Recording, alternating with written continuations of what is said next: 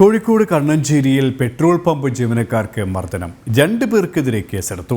കണ്ണഞ്ചേരി സ്വദേശി കാർത്തികേയനെ മർദ്ദിച്ച കേസിൽ മുഹമ്മദ് റസീൽ, മുഹമ്മദ് നിഹാൽ എന്നിവർക്കെതിരെയാണ് കേസെടുത്തത്.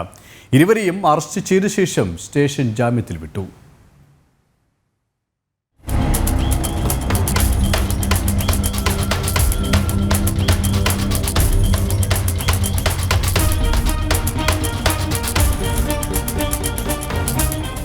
ഞായറാഴ്ച രാത്രിയാണ് സംഭവം.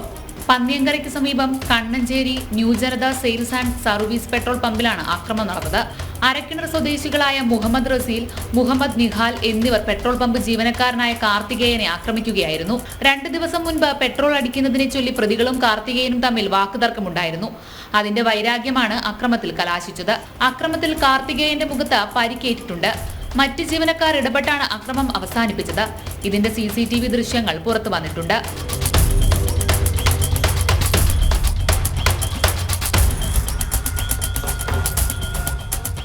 കാർത്തികേയന്റെ പരാതിയെ തുടർന്ന് അറസ്റ്റ് ചെയ്ത മുഹമ്മദ് റസീൽ, മുഹമ്മദ് നിഹാൽ എന്നിവരെ നടപടികൾ പൂർത്തിയാക്കിയ ശേഷം സ്റ്റേഷൻ ജാമ്യത്തിൽ വിട്ടയച്ചു. ജനം, കോഴിക്കോട്.